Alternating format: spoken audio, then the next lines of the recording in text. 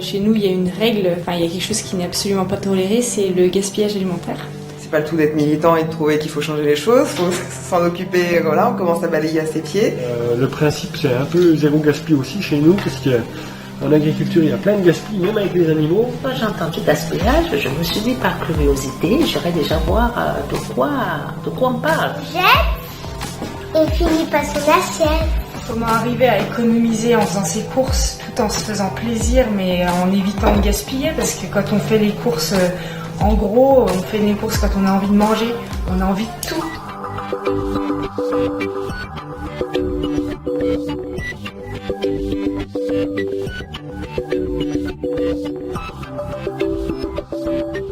Nous vivons dans une société de surproduction et de surconsommation qui crée des besoins. Mais le consommateur, en bout de chaîne de ce système productiviste, peut décider de ce qu'il met dans son assiette. C'est lui qui peut influer la diminution du gaspillage en modifiant sa façon d'acheter et de se nourrir. Il y a à peu près un tiers de la nourriture qui est produite chaque année dans le monde qui est jetée. En France, les foyers jettent 6,5 millions de tonnes par année, dont 1,2 million de nourriture encore consommable.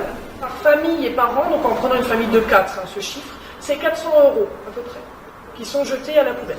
Bon, c'est pas encore ça. Malgré des pratiques jugées assez satisfaisantes par rapport à l'échelle nationale, nos comportements de francs-comtois en matière de gestion et de prévention des déchets sont perfectibles. L'important, c'était, étant donné qu'on était sur un projet famille zéro gaspillage, les familles étaient au cœur du projet. Oui, il va de soi que cette réduction du gaspillage va au-delà de la notion de déchets, mais développe plus largement une pratique citoyenne de l'acte de manger.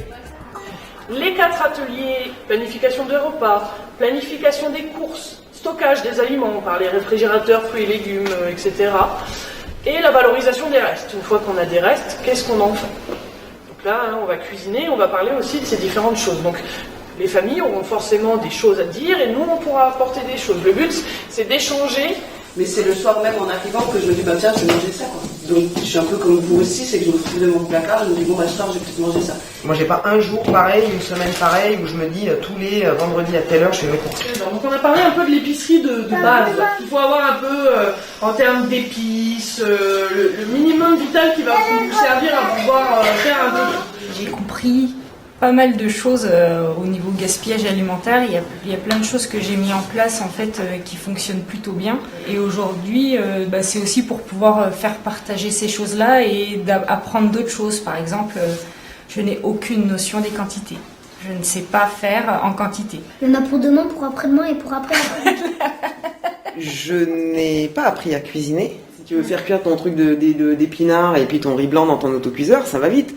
C'est pas fun, quoi. Consommer mieux, c'est aussi consommer, bien, de manière qualitative, quoi. Mais c'est pour ça, par exemple, que l'atelier sur la revalorisation des restes, il est hyper important. On va aussi proposer des visites. Comme par exemple un centre de traitement des déchets pour comprendre l'intérêt de limiter nos déchets en gaspillant moins. Là, par contre, ça va permettre de prendre conscience de la quantité de déchets qui est jetée, même si on fait tous des efforts, ça fait quand même une grosse quantité à l'once qui est recyclée, triée, etc. Et une ferme locale, un jardin potager ou encore un maraîcher pour rencontrer des producteurs et prendre conscience de l'intérêt de consommer des produits de qualité et de l'intérêt des circuits courts. Le but, c'était d'avoir une ferme, quoi, et pas d'être spécialisé sur une seule production, en disant que chaque animal sur la ferme a sa place. Normalement, le paysan, il est apte à trouver, dans le contexte où il est, à cultiver la terre pour nourrir les êtres humains ou les animaux qui l'entourent. Ils ont beaucoup de ventes sur la fin de la semaine, donc moi j'essaie de prendre le lait en début de semaine, le dimanche soir souvent, pour mouler en début de semaine. Pour pas justement interférer avec leurs besoins à eux et qu'on reste toujours pareil dans une dynamique donc d'utiliser la matière jusqu'au bout, la matière première, qu'il n'y ait pas de gaspillage et que ça convienne à tous.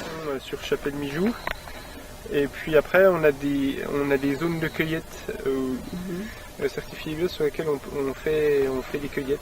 Quand on sait d'où ça vient, quand c'est produit localement, on sait d'où ça vient quand on va chez le boucher, etc. Donc bien souvent on y fait des fois un petit peu plus attention et on va moins gaspiller. Donc c'est ce qu'on disait, acheter moins, acheter mieux, ce qui permet de moins gaspiller. Un repas partagé et convivial, c'est l'occasion d'échanger trucs et astuces. Le but va être de faire les courses, de faire le repas, de manger et d'utiliser la totalité des choses et de ne rien gaspiller. C'est-à-dire trouver des recettes aussi pour utiliser ce qu'on ne mange pas d'habitude. Peut-être que là, ce sera l'occasion d'essayer de cuisiner des épluchures, de cuisiner des fans. Et si on se fixe un objectif quantifié de gaspillage maximum pour le repas ? Comme par exemple se baser sur les données statistiques du gaspillage alimentaire et envisager de le diviser par 3 ou 4. Ainsi, avoir un objectif chiffré permet aux convives de prendre conscience de l'ampleur du gaspillage et de se responsabiliser.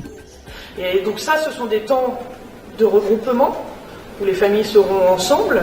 Il y a aussi des temps individuels où nous allons suivre chaque famille chez elle pour voir un peu avec elle peut-être là où elle gaspille et donner du coup des conseils adaptés à chaque famille et à chaque mode de vie, que ce soit en physique mais aussi par téléphone, une question, un mail, etc. Il y a du temps qui est alloué à chaque famille. Quand je vais faire mes courses, je n'allais jamais avec ma petite liste. Quand je trouvais des promotions, je prenais tout parce que j'ai toujours peur qu'il me manque. Je ne dois pas trop acheter parce que sinon après on risque pas de tout manger ce qu'il y a dans le frigo et puis du coup on va jeter. Que tu te serves plusieurs fois, que de prendre beaucoup et que tu sois obligé de jeter. On a appris à voir comment est-ce qu'on pourrait faire des restes. On a appris à cuisiner et c'est ce qui a beaucoup attiré ma fille. J'ai maintenant pris l'habitude de leur demander ce qu'ils veulent manger. Donc ça m'a appris à fonctionner autrement et que ce soit bénéfique pour chacun. Tu fais quoi toi ? Du coup, Allez, je te sors. J'adore cuisiner, mais au quotidien, c'est une corvée, quoi. C'est vraiment la semaine, c'est manger pour dire de manger. Donc du coup, quand c'est tout établi avant, je le fais pour 15 jours, je fais mes courses en fonction. Donc si en arrivant, je perds déjà pas mon temps à me dire qu'est-ce que je fais ce soir, qu'est-ce que je décongèle ou pas, j'ai pas des surgelés achetés, j'ai pas toutes ces choses-là, parce que tout est déjà anticipé. Du citron.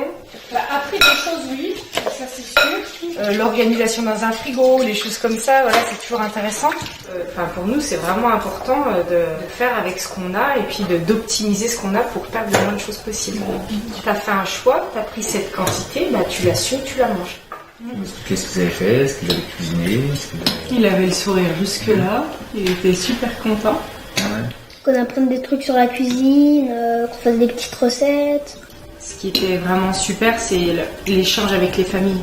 L'opération Zéro Gaspille quasi terminée, l'animateur collecte l'ensemble des supports de mesure et étudie les résultats. Une analyse qualitative est menée en complément. Pour les restes de repas, au niveau des 48 familles, on serait à plus d'1 kilo de déchets qui seraient enlevés par semaine. Les fruits et légumes, on est en gros sur 50% qui pourraient être réduits, ce qui donne à peu près presque 3 kilos de fruits et légumes. Les autres aliments emballés, on est sur presque 5 kilos. Et sur les autres, donc dans autres on compte aussi le pain, on est sur 4 kilos et demi. Afin que les familles continuent leurs bons gestes, un cahier de préconisations pour la réduction du gaspillage alimentaire, outils et recettes, trucs et astuces relevés par l'ensemble des participants des 4 centres permanents d'initiative pour l'environnement, est distribué aux ménages. On en a profité pour s'éclater.